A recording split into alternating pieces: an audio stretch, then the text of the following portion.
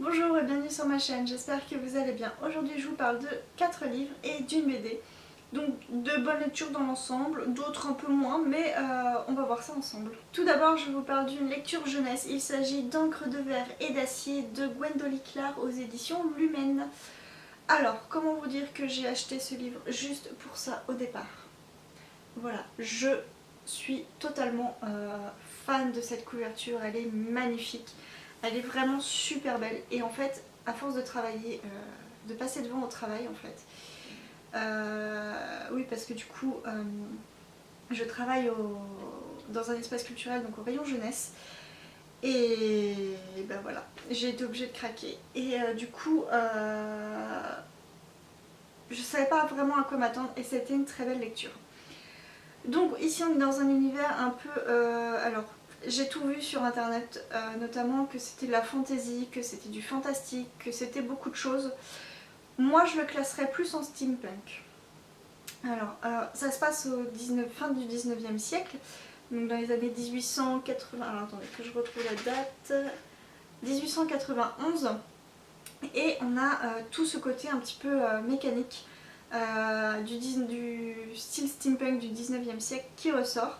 Donc pour moi je le mettrais plus dans ce genre là, je le mettrais pas en fantasy, ça c'est sûr, clair et net. Je le mettrais, oui c'est du fantastique en quelque sorte, mais c'est pas vraiment aussi du fantastique, parce qu'il n'y a pas de magie à proprement parler en termes de magicien, de sorcier, enfin en tout cas c'est pas ce que j'ai ressenti dans ce roman. C'est plus un côté alchimiste, une magie qui aussi opère au niveau des scriptologues.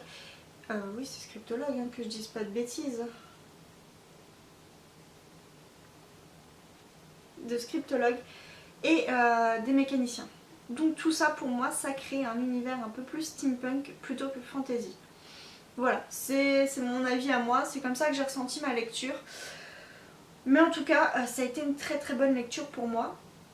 J'aime beaucoup justement cet univers steampunk. Pour moi, c'est un univers qui se passe donc au 19e siècle et il y a ce côté un petit peu science-fiction qui fait que je suis toujours un petit peu, voilà, j'aime bien. C'est ce petit côté invention qui me plaît bien. Donc ici, on est dans un monde un peu particulier où Elsa est une jeune fille qui a été scriptée par sa mère, enfin par un homme qui ensuite le monde a été donné à sa mère pour qu'elle continue de le scripter. Donc c'est une scriptologue. Et un jour, sa mère va être kidnappée et, dans ce monde, donc à Veldana. Et Elsa va tout faire pour la retrouver. Et pour cela, elle doit se rendre dans le monde des humains, en quelque sorte. Elle doit sortir de son livre pour pouvoir aller retrouver sa mère qui a été kidnappée. Et donc, elle va se tourner vers une personne pour laquelle sa mère avait confiance. Sauf que là, elle va se dire mince, j'aurais peut-être pas dû parce que... Et ben du coup, cette personne l'envoie dans un centre, un asile de fous. Elle sait pas trop où elle se trouve, donc il l'envoie en Italie en fait. Et en fait, c'est un asile de fous. Donc c'est pas un asile de fous comme aujourd'hui on peut le penser, c'est en fait un endroit, un centre où tous les enfants, pour eux, donc les enfants aliénés, c'est-à-dire les enfants qui ont un pouvoir en quelque sorte, qui sont un peu plus intelligents que les autres, font que l'ordre d'Archimède a décidé de les cacher pour éviter que le gouvernement puisse s'emparer de ces enfants et en faire ce qu'ils veulent pour le gouvernement. Donc dans ce centre, il y a des scriptologues, il y a des alchimistes et il y a des mécaniciens. Donc voilà, ce sont des gens que le gouvernement recherche pour tout créer, par exemple les trains, etc. sont créés par les mécaniciens et ce sont le gouvernement qui les embauche comme des esclaves. Donc ça c'est le début du roman où on va commencer à en apprendre un peu plus sur l'univers avec Elsa qui va découvrir un petit peu plus justement l'univers des hommes puisque elle a vécu depuis toujours, depuis 16 ans, elle a vécu à Veldana. Elle a été protégée par ce monde scripté par sa mère et elle va se rendre compte qu'en fait la vraie vie est un petit peu plus difficile que ça. Et quand elle va vouloir rechercher sa mère, et elle va se lier d'amitié avec 3 autres personnes, donc une scriptologue, un mécanicien et un alchimiste. Elle va se lier d'amitié avec eux et à eux 4 ils vont tenter de retrouver donc Jumi, la mère d'Elsa. Et voilà, ça a été un roman qui m'a beaucoup plu dans le sens où on va découvrir un univers plutôt original pour moi. Donc oui, c'est plus steampunk, mais quand même assez original, avec des personnages qui sont quand même plutôt attachants, plutôt sympathiques en tout cas à suivre, et on va les découvrir au fur et à mesure, et on va un petit peu en apprendre plus sur cet univers qui est assez original et qui m'a quand même beaucoup plu en tout cas dans ce roman. Je ne vais pas en dire plus parce que sinon c'est vous spoiler, mais voilà, il va se passer plein de choses. On va en apprendre aussi plus sur Elsa, savoir qu'elle n'est pas seulement ce qu'elle croit être, en tout cas au début. Et on va comprendre aussi pourquoi elle a été cachée en quelque sorte à Veldana, elle a été protégée à Veldana. Et ouais, c'est un petit roman plutôt jeunesse et vraiment très sympathique, je sais que je lirai la suite. Je le mets un peu dans la même gamme que Le secret de l'inventeur de... je n'ai plus le nom de l'auteur. Andrea Cremer.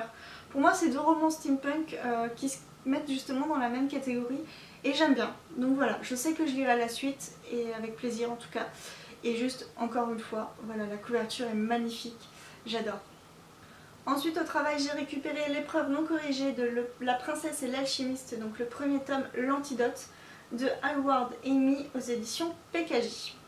Donc là, c'est une épreuve non corrigée. En vrai, l'édition finie est en bleu foncé, en tout cas en bleu plus foncé que ça. Voilà, la couverture est ce qu'elle est. Enfin, personnellement, elle me plaît pas particulièrement. Mais bon, donc je l'ai lu pour me faire une idée un petit peu de l'histoire. Et voilà, maintenant que je travaille en rayon jeunesse, j'ai envie de mettre en avant certains livres. Et puis je m'étais dit, bon, bah je vais essayer celui-ci. Je l'ai en épreuve non corrigée, on va bien voir. Au final, ça a été une lecture plutôt moyenne, sans plus. L'avantage, c'est que ça se lit vite. Mais sinon, pour moi, ça n'a pas été non plus une lecture extraordinaire. Ici, on raconte l'histoire de la princesse. Tac, tac, tac, je n'ai pas son nom. Ça, c'est la princesse de Nova, mais je n'ai plus son nom à la princesse. Evelyn. Donc, de la princesse Evelyn qui a décidé de fabriquer un filtre d'amour pour que son meilleur ami soit amoureux d'elle. Bon, en fait, la pression familiale veut qu'elle se marie et elle ne veut pas se marier avec n'importe qui. Elle a décidé de créer un filtre d'amour pour pouvoir se marier avec son meilleur ami. Sauf que voilà, il va se passer qu'elle va échanger le verre sans le faire exprès, et là où il y avait la potion d'amour, c'était dans le sien. Donc au moment où elle boit, elle va voir son reflet dans le verre et elle va tomber amoureuse d'elle-même. Voilà. Donc c'est la catastrophe, c'est pas possible, la princesse, voilà, c'était juste impossible que la princesse soit malade comme ça, elle a été empoisonnée. Et donc le roi a décidé de remettre au goût du jour les chasses, alors comment ils appellent ça, les chasses fantastiques. C'est pas écrit.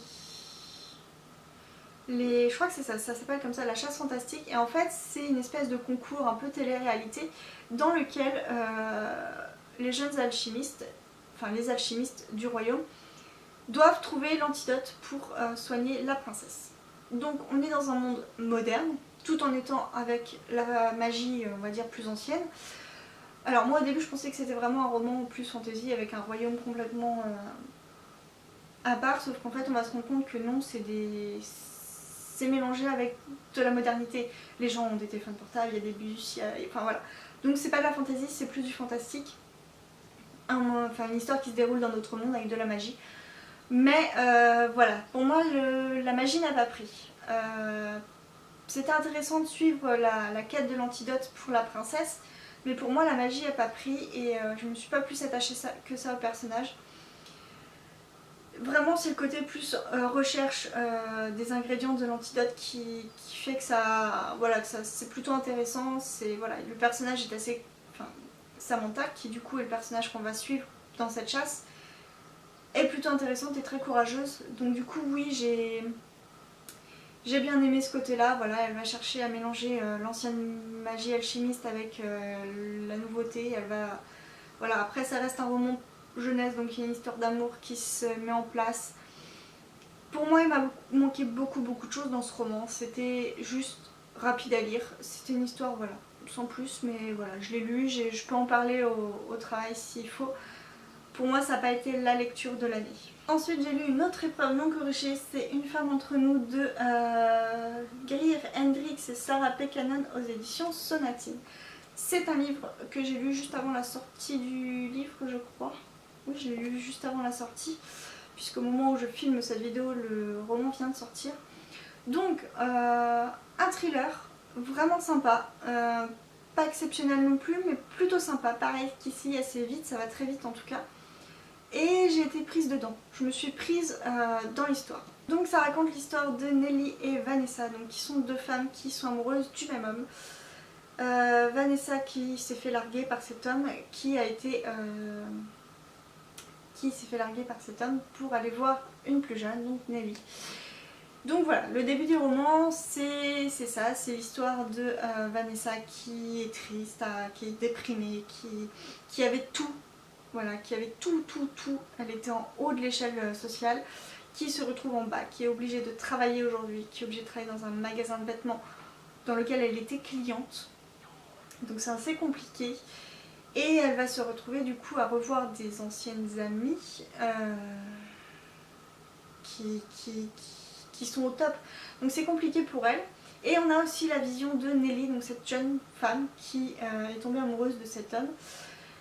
Donc qui est en fait au départ qui était son patron et c'était la secrétaire du patron et enfin voilà l'histoire classique, hein, la petite secrétaire qui tombe amoureuse du patron, le patron va coucher avec et va quitter sa femme pour elle, enfin bon. Donc c'était une histoire plutôt sympa, on en apprend un peu plus évidemment au fur et à mesure, il va se passer des choses que je peux pas vous dire dans ce roman, mais j'ai vraiment bien aimé suivre ces deux femmes, suivre ces deux personnalités différentes.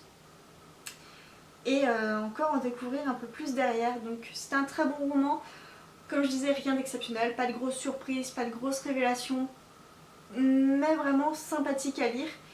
Et ouais, j'ai bien aimé en tout cas, j'ai bien aimé, c'était prenant et j'étais curieuse, donc c'était pour moi c'était une bonne chose. Quand je suis curieuse pour un thriller déjà c'est plutôt pas mal.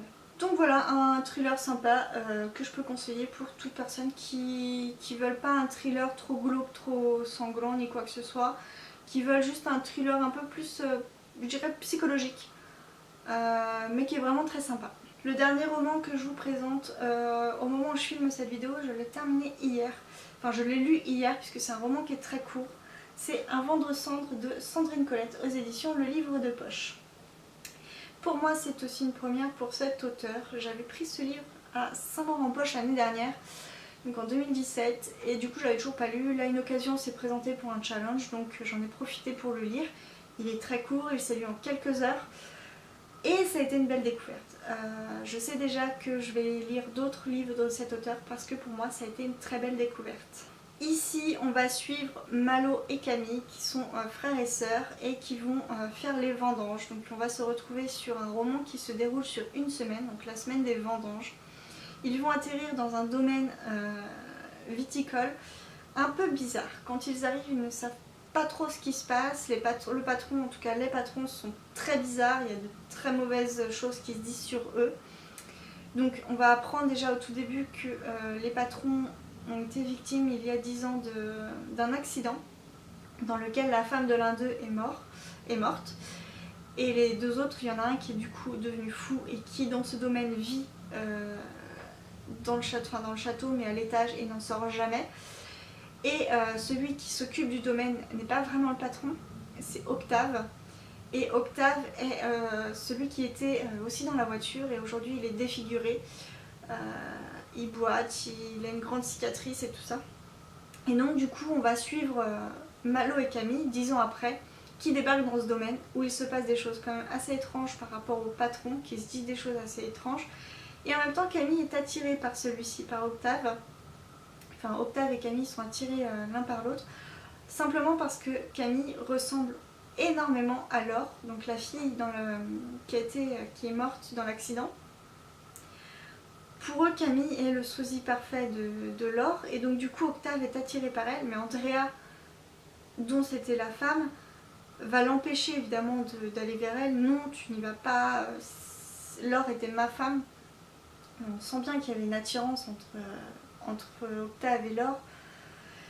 Mais voilà, c'est un roman qui est assez Il y a une espèce d'atmosphère un peu étrange autour de cette semaine de vendange. À un moment donné, Malo va disparaître, on ne sait pas où est-ce qu'il va être, sa sœur va s'inquiéter, elle va imaginer tout et n'importe quoi. Voilà, c'est un roman qui est très court et qui se déroule sur une semaine, donc les événements s'accélèrent énormément très vite. Et j'ai bien aimé, enfin franchement j'ai été surprise, enfin pas surprise dans le sens grosse révélation ni quoi que ce soit, mais surprise parce que ça m'a beaucoup plu, la plume en tout cas de Sandrine Colette m'a beaucoup plu.